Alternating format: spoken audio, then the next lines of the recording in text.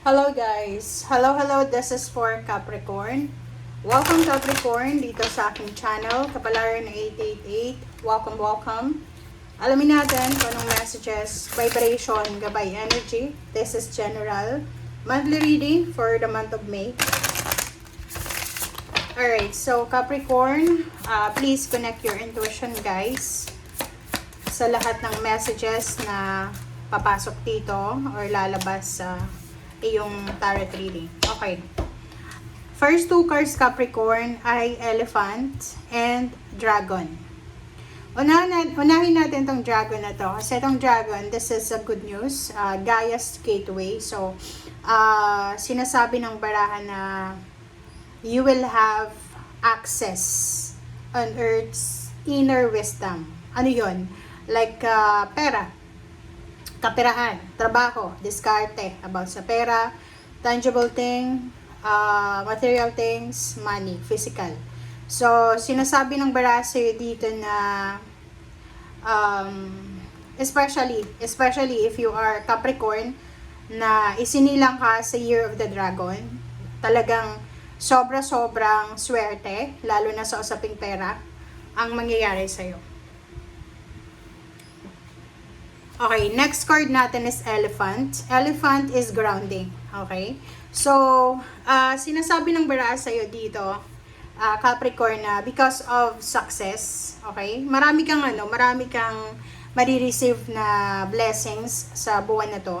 So, because of your success, importante din yung pagiging humble, grounding, yung emotions natin, and yung utak natin, dapat synchronize sila. Okay?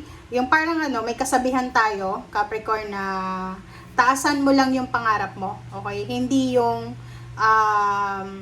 parang mata sa langit, parang ganon. You need to be humble sa kung ano pa man na success ang meron ka ngayon. Parang eto lang siya.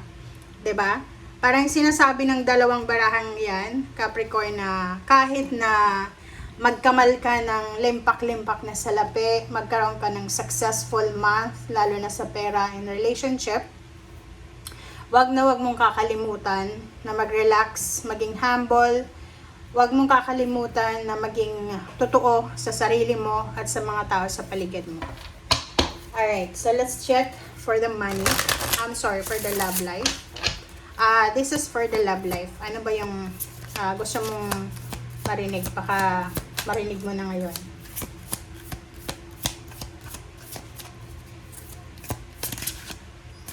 Oops, sorry. Okay, Capricorn, forgiveness heals. Wow. Nakikita ko sir dito, maybe this is all about money matters, like yung may mga nangutang sa'yo na nahirapan kang maningil, kailangan mo daw ditong kumalma. Okay, so kailangan nating alamin, baka yung nangutang sa'yo ay may mga personal problems din sila sa pera. Another is emotion, magulang, kapatid, kaibigan, asawa, boyfriend, girlfriend, kalibin partner. If ever lang na mayroon kayong mga pinagdadaanan na emotional problems, kailangan mong magpatawad or kailangan mong humingi ng tawad, gawin mo yon. Okay? Life is short, guys. Okay? So, wag tayo masyadong mataas yung pride kasi napakaikli ng buhay ngayon sa mundo. Okay? Next is new blessings. Wow. So, this new blessings, this is Gaia's Gateway. There's a gateway na posibleng magdadala sa'yo. There's a parang pag-asa, hope. So, new relationship, new source of inspiration, new income, new baby, new source of money or whatever man siya. So, prepare yourself. Ihanda mo yung sarili mo, Capricorn, kasi darating yan. Okay? This month of May.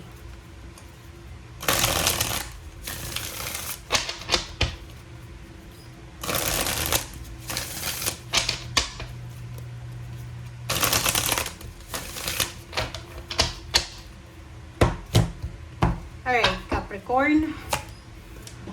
Okay, Judgment, Nine of Pentacles, and Two of Pentacles. Seven of Swords. Okay. For the 4 cards na to, Capricorn, sinasabi ng barahan na to na isang importante na desisyon ang kailangan mong gawin ngayong buwan ng Mayo. Related sa pera to. So, like for example, pag nanegosyo, pag-apply ng trabaho, pag kakaroon ng mga part-time jobs or whatever, isang desisyon para kumita ng pera ang makakatulong sa'yo, hindi pa sa ngayon, but in the near future. Kumbaga, kung ano man to na ginagawa mo sa ngayon, kung ano man yan na plano mo, or kung ano man yan na ginagawa mo sa ngayon, sinasabi ng bara sa'yo dito na there's a result, positive outcome sa ginagawa mo. Okay? So, decision making, lumabas ka sa comfort zone mo. Kung pakiramdam mo, hindi ka successful sa lugar kung nasan ka ngayon, siguro oras na para,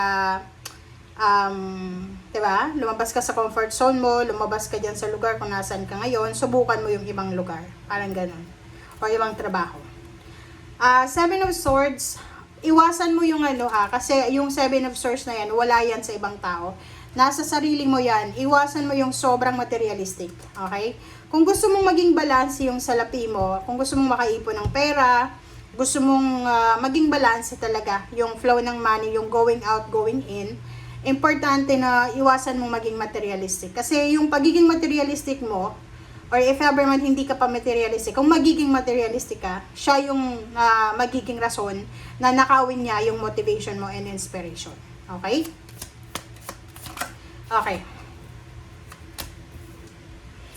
For once, this is all about family. So, isang napaka-importanting desisyon ang gagawin mo para sa pamilya or para sa bahay mo. So, nakikita ko sir dito na pwedeng you're planning to renovate your house, your home, you're getting married, or kung ano man na stability and balance na pinaplano mo sa ngayon.